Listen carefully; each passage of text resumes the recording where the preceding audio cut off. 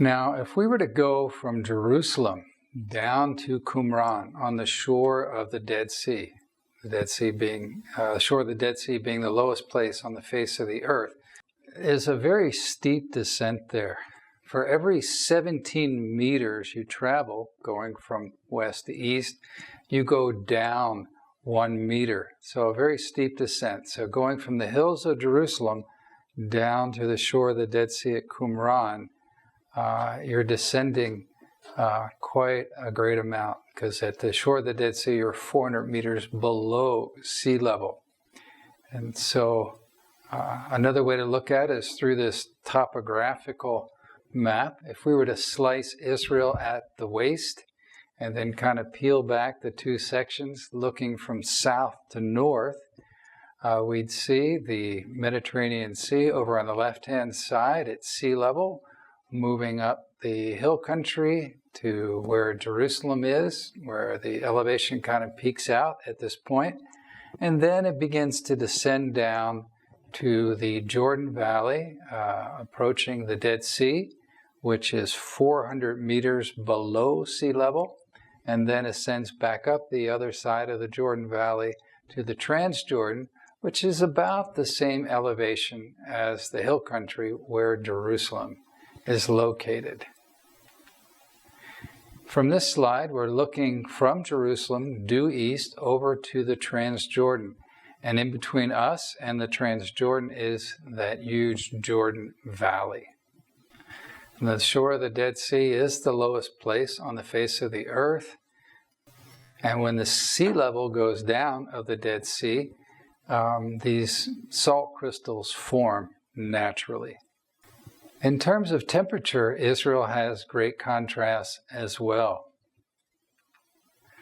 Up in Mount Hermon, where the elevation is high, we have low temperatures, cold enough to have snow year-round.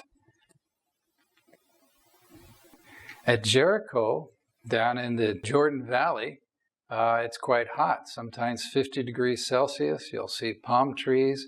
It's very hot there. And occasionally, by the shore of the Dead Sea, you'll even see camels going by. But up in Jerusalem, at about 900 meters in the wintertime, sometimes it snows, so it can get rather cold in Jerusalem. And the distance between Jerusalem and the shore of the Dead Sea is about 20-25 kilometers, so not very far. Israel is a land of contrast in terms of the fertility of the land. Some places are very fertile, other places hardly anything will grow.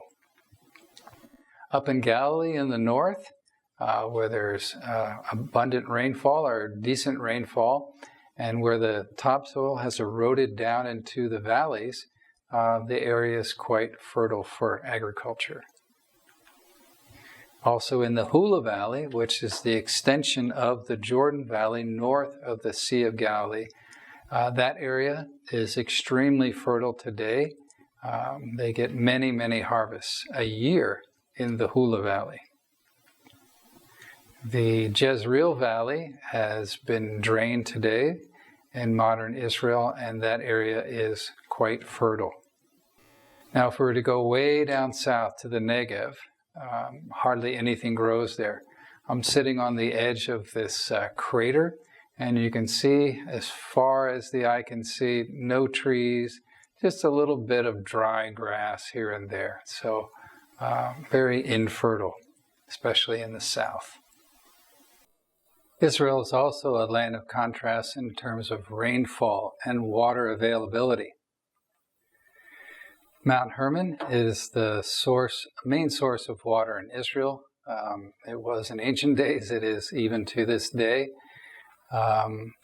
The water drains down from Mount Hermon, from the melting snow, and the runoff from rainfall flows into the Hula Valley, which goes into the Jordan River, which enters the Sea of Galilee, exits the Sea of Galilee, and goes down to the Dead Sea. So Mount Hermon is the place where it receives the most rainfall in all of Israel.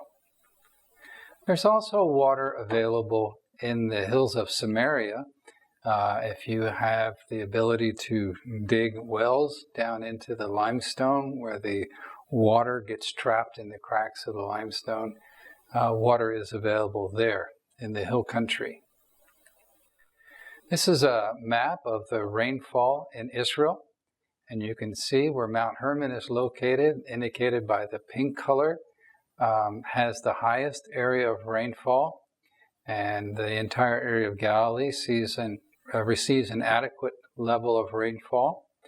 Along the coast, there also is an adequate level of rainfall there, but you can see as one moves south, things get drier and drier, less and less rainfall. And as we move from the Mediterranean Sea eastward, we can see there's adequate rainfall. Things begin to get less in the Jordan Valley.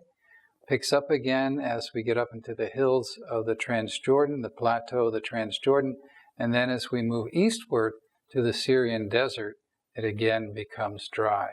So moving south is dry. Moving to the east, it becomes drier and drier. We're going to look at a phenomenon in Israel called a rain shadow. The area to the east of Jerusalem, in the Judean wilderness, including the area of the Jordan Valley, lies in this rain shadow.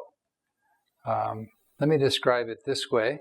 The water evaporates off the Mediterranean Sea, clouds form, and each day those clouds are blown eastward by the prevailing winds. They literally run into the mountains or the hills of the hill country and drop their rainfall. So now there's no more clouds. So the area directly east of Jerusalem, or the hill country there, is quite dry. It lies in the rain shadow. Now, water does evaporate off the Dead Sea, again forming clouds, and those clouds sometimes will drop their rain in the Transjordan highlands, in that high-level plateau, and then it gets dry as we go eastward from there. So that's the rain shadow effect. The east of the hill country of Israel tends to be quite dry, and the Jordan Valley tends to be dry as well. Here's the Judean wilderness. You can see very barren, not much there. This is the area where Satan tempted Jesus for 40 days and 40 nights, where Jesus was fasting during that time. The Jordan Valley, especially in the south, is very hot, very dry. Only the hardiest of animals and plants can survive there. Let's look at contrast in terms of travel routes. Well, for the international routes, we have two main routes that travel through the country, running north and south. On the westward side, on the coastal plain, is the International Coastal Highway. This didn't have a name in biblical times, so we're using that name to describe it. But on this route, the ancient armies of Egypt would march up to conquer the lands of Mesopotamia and vice versa. The international traders would also go along this route. In the east is a route called the King's Highway. This one is mentioned by name in the Bible in the book of Numbers. And that highway links the Gulf of Aqaba down in the south with Damascus in the north, and at Damascus, the King's Highway links up with the International Coastal Highway and goes on up to Mesopotamia.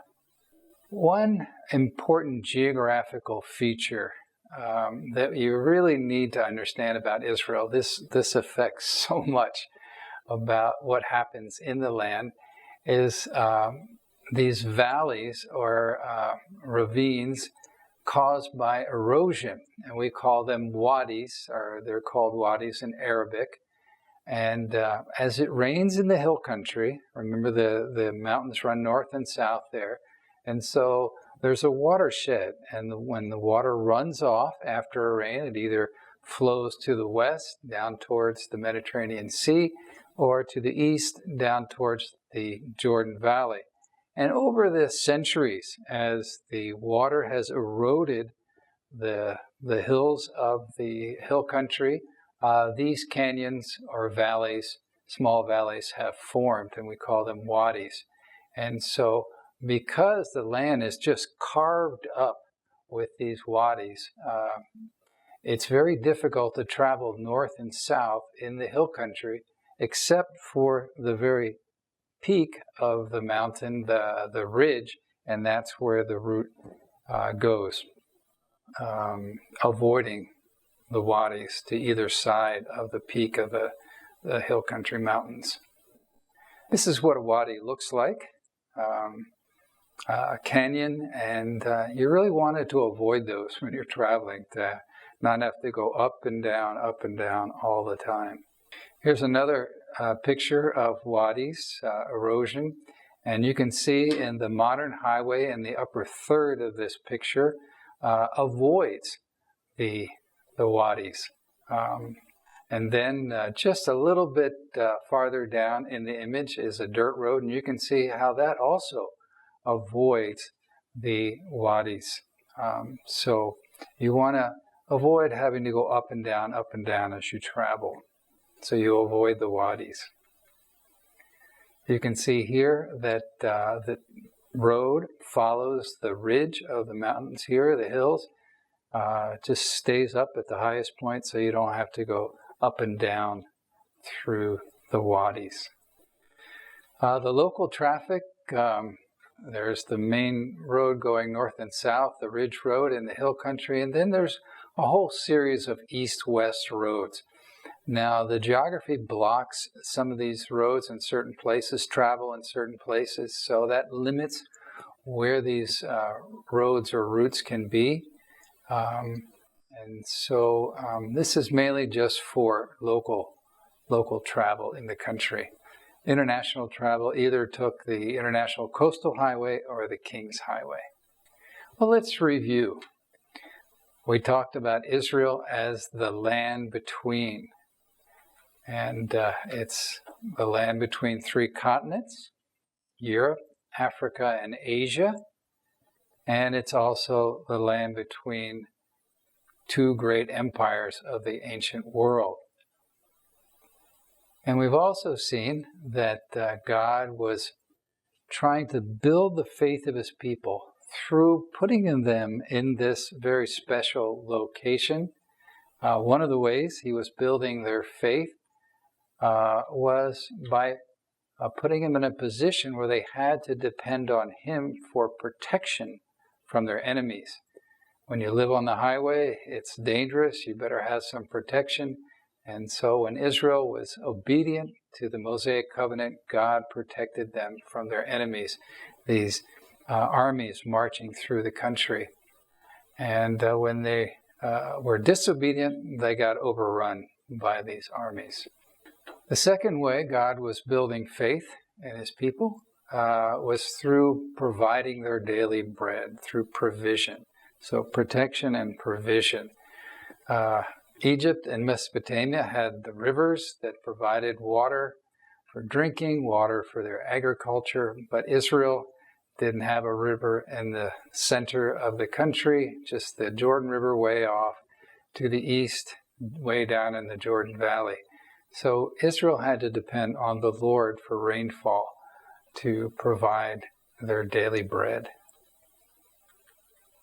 So we've seen that Israel, while small, is very diverse. It's a land of many contrasts.